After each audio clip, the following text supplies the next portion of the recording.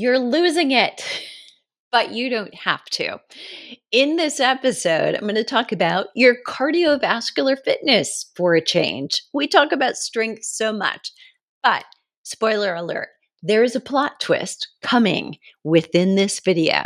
Stay tuned. So the reality is we are losing it if we're not doing something to hold on tight to it. We're losing cardiovascular fitness.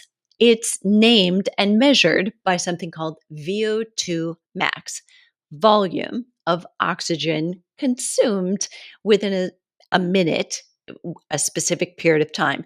VO2 max, by the way, is the most powerful predictor of longevity. Together with lower body strength, the two of them will tell the story of your future and mine. So, increasing your VO2 max can significantly increase your longevity. And let's face it, we're not just concerned about how long we live, but how well. And it will do that for you too. So, let's dive into this, where I'm going to share with you number one, what really is it? What is the slightly science geek definition of it so you understand it in simple terms? And what can you do? What three things can you do within your exercise week to improve your VO2 max? And how can you measure VO2 max if you don't want to go to a lab and be uber uncomfortable doing a test where you have to wear a mask, breathing in with nose plugs, and you're breathing in oxygen so that they can measure the expired CO2 and see how much you consumed? It's not comfortable. I can tell you that. And there are other ways that you can much more easily gauge, have I improved? So here we go. Number one, VO2 max typically declines with age. And part of it is in the definition. As we'll talk about, you'll understand why. With studies suggesting that an average annual reduction of your VO2 and mine, how rude, happens at about a rate of 1% after the age of 25. 25 coincides with the time we peak in our muscle mass. So, muscle mass is the most metabolically active tissue. You've heard me say that more than once if you're an OG here. Muscle mass has a lot of circulation. There's a lot of oxygen being delivered to it.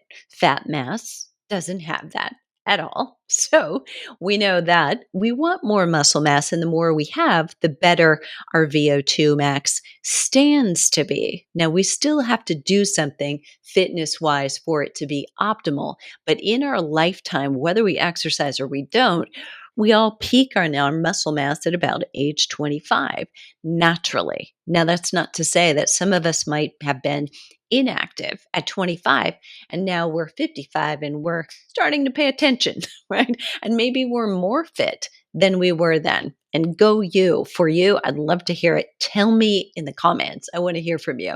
And you are inspiring somebody else who will be reading those comments. So go ahead, lay it on. But I want you to understand that we don't have to decline, but we often will, even if we're doing the same routine that we did when we were 25 and 30, because it actually takes more stimulus as we age because the muscle quality tends to decline. We also tend to much more easily put on fat. And if you're here because you were a female in midlife going through hormonal changes, you know what I mean. That gets easier when estrogen comes down. Cortisol naturally is on the rise. That changes how we burn fat and store fat naturally. Now, that's not to say that you and I can't overcome those changes, but it does make it more challenging if we try to operate in the same system and strategy we always have, because we don't have the same hormones that we always had. We just have to get a little wiser in how we are catering to them in dealing with them. So VO2 max typically declines with age, that 1% starting after the age of 25, that annually. So let's say you're 50. 25% reduction in your VO2 max. I hope you, like me, are saying, oh, heck no, that's not going to happen. And if you've been exercising between those periods of time or between 25 and now, you likely did not lose 1%. Maybe you didn't lose any, but I'm going to guess we probably lost a little. We're just not pushing it quite as much. We're not as naturally, physically high in muscle, so consuming that oxygen. But we got a little busier. We had careers, we had families, and we're just not quite doing as much. So we can test that theory, but here we go. How can you improve it? There are 3 ways. So pay close attention. Long, slow aerobic exercise. If we were thinking equilateral triangle, we're thinking the foundation and the base of support for our fitness level, it is kind of primed in long, slow aerobic exercise. So we're talking going for walks, hiking, biking. If you prefer long swimming, what activities do you like? Some of you might like getting on an elliptical and staying there for long periods of time. That base can be great. If you're a woman in midlife, I would beware of that moderate exercise.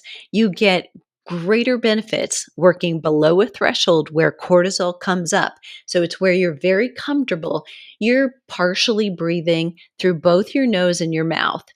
You can't breathe entirely through your nose anymore. You're not that comfortable, but you're also not huffing and puffing and only mouth breathing. That's one way to tell. You can carry on a conversation, but you're starting to talk a little more like this between the breaths. So we don't have to go rocket science and say, what heart rate is that? What percent is that? Because unless I tested you personally, I can't tell you that. And no one else can really. They may suggest, well, between this and this, but that's only age related. And let me tell you, age related averages suggest you're average. Girlfriend, you're nothing but average, right? And for most adults over 40, seriously, the calculations like that under predict. They don't give us enough credit. And so they're suggesting we should be at a level below where we actually need to be. So how you feel never lies. So if you're getting breathless, you're probably working a little too hard and you're into that, you're developing more cortisol in that middle zone. Unless you're really going for breathless, which is at the top of the pyramid, and we'll talk about that too. Long, slow aerobic exercise is the best foundation. 80% of your exercise time when you're doing quote unquote cardio would be there. That means spend a lot of time going for walks. Okay. And number 2, hit high intensity interval training. Now, you can say sit, sprint interval training. You can say high intensity repeat training. All of these things really mean the same thing if you listen to this. What you want to know is between 15 and 30 seconds, you're going to get breathless. So don't put a label on it and say, well, I thought you weren't supposed to do that. You're supposed to do this. Get breathless in 30 seconds or less. And then it's truly hit. That's what we want. We don't want a long extended. It's going to take you 2 or 4 minutes or 1.5, or should I keep going? No, you just got to find that thing that will get you breathless, like you're sprinting to a finish line. And that's it. So, strength training is the last one. You didn't think I was going to get through a whole video not talking about strength training, did you? Right. So, strength training actually does kind of operate in your body like HIIT, like high intensity interval training, because think of it. If you're doing a squat, you're going up and down, or it could be a leg press if you're on a machine weight, for about a minute, maybe less. You are working really hard. Your heart rate goes up. And then you put that weight down, or you get off the machine, you rest, and the heart rate comes back down.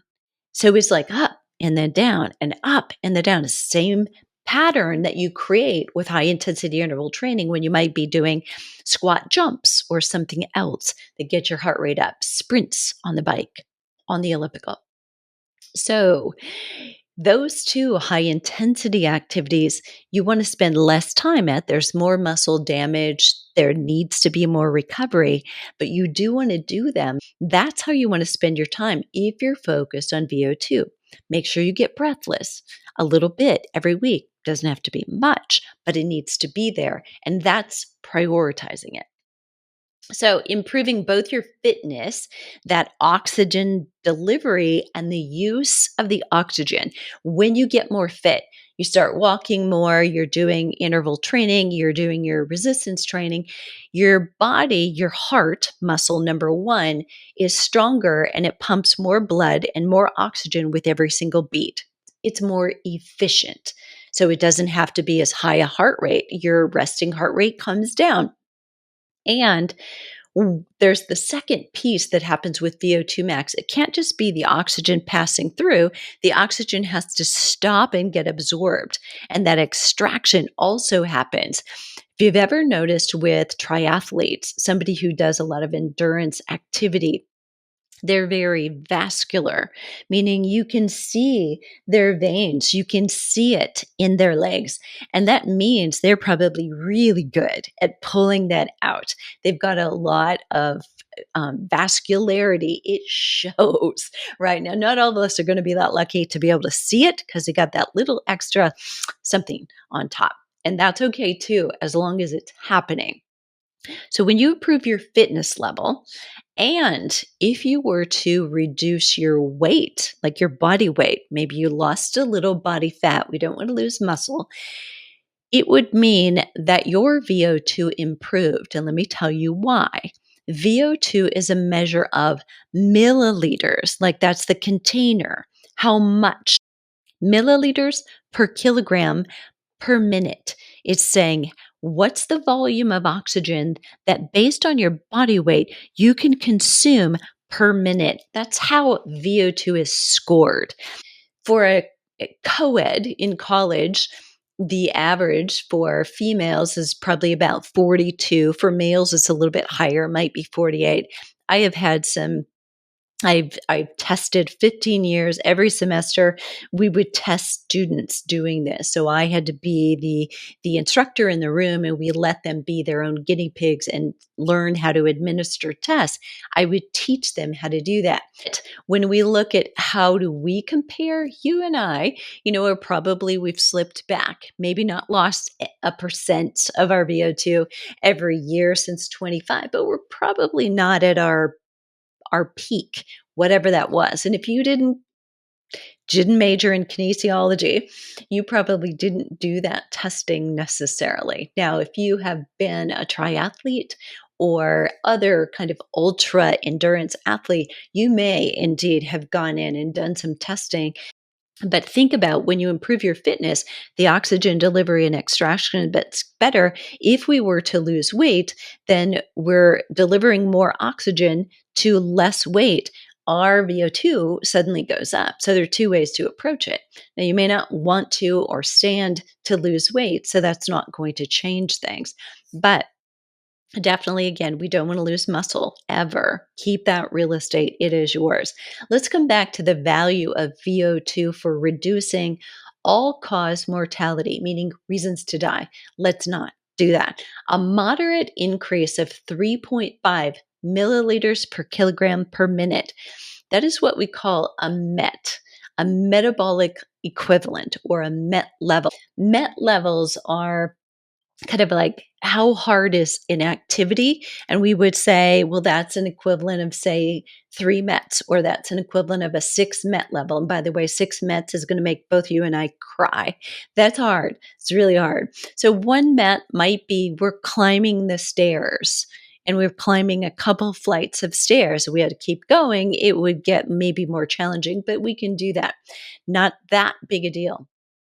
2 MET levels, now we're talking, maybe we're running up the stairs. It's a much bigger deal. We're going to make it far more difficult, and so on. So it gets much more difficult. But 1 MET level, and as we get aged, really aged, we're probably 1 to 2 MET levels is where many older and frail individuals who lose muscle mass, remember where we deliver the oxygen and extract it from, they don't have a lot of VO2 max anymore. You and I need to keep it. Number one, we need to keep our muscle and do that strength training so we have it to deliver. And we're also increasing that vascularity by doing that. And we need to do cardiovascular activity. I know you hear us emphasize strength training, and it's true, we want to do that, but we want to walk on a regular basis as well, and then get breathless just a little bit every week. That's a great combined overall fitness program, and one that won't throw you under the bus. We don't have to go hard or go home every day. We go hard sometimes, and then between we recover and get lots of movement in. That's the secret. So a modest increase, just one MET level. What does it take to do that? I'll tell you in a minute, but here's the deal. That's all it takes to reduce all-cause mortality by up to 25%. Cut your risk of dying by 25%. That's pretty good. All right. So, how do you know you're improving? Let's talk first about what you would do. So, over the course of a week, every day, try to get some activity in. Walking 30 to 60 minutes a day can be in one lump, can be in two, could be in three, could be multiple, breaking it up during the day as you need to. On the days you're doing high intensity interval training, maybe you're walking just a little bit less. You don't have to fit them both in at long extended period of time. On the days you're strength training, again, maybe you're walking less. Balancing it, say, hey, I'm doing something good already. I'll just get some steps in addition, but maybe you don't have as much time. That's okay. You've still got a well-rounded program that's going to boost your VO2 max. If you don't want to go into a lab, and it's not going to be free, you're going to have to pay for that.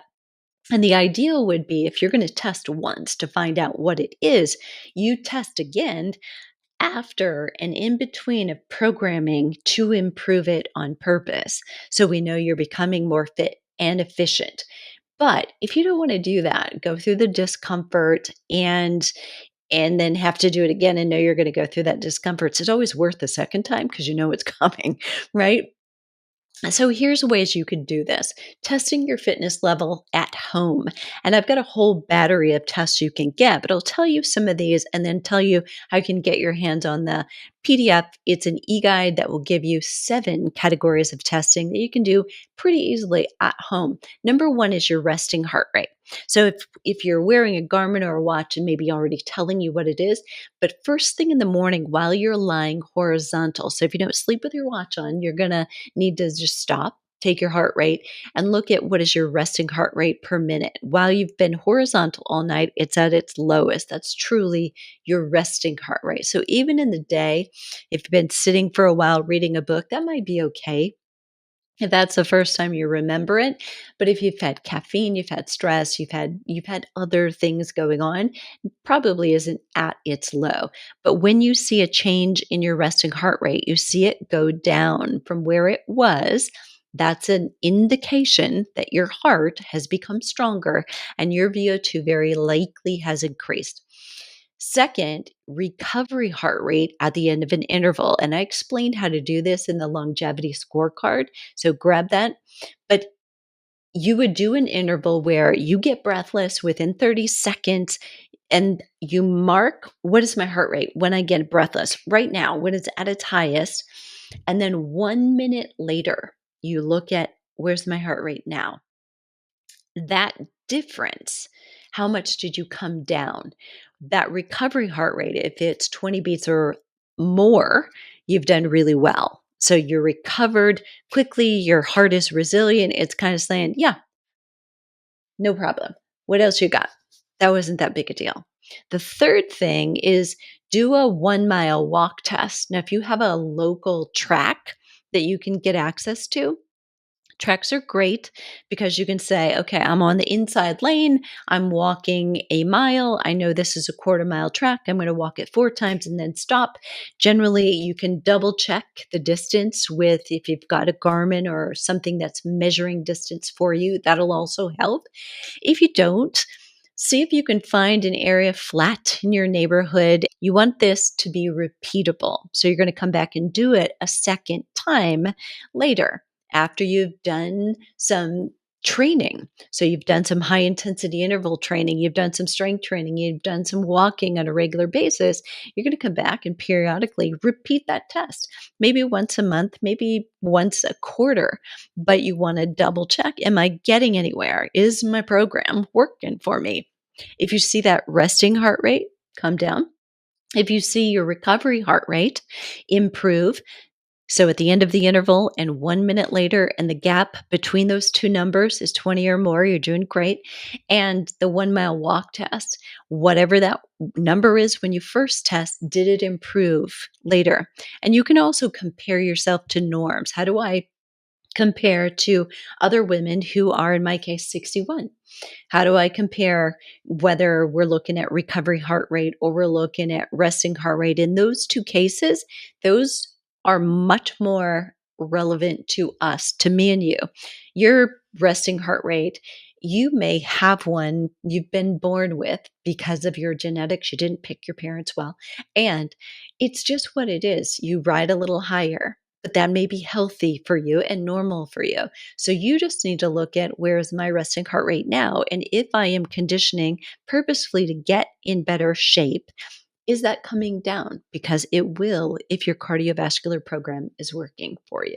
Now, some of you may be on a medication that is blocking heart rate, not allowing it to come up when you exercise, or controlling it when you're at rest. The heart rate and the recovery, those things might not be working, but the mile walk test still would for you.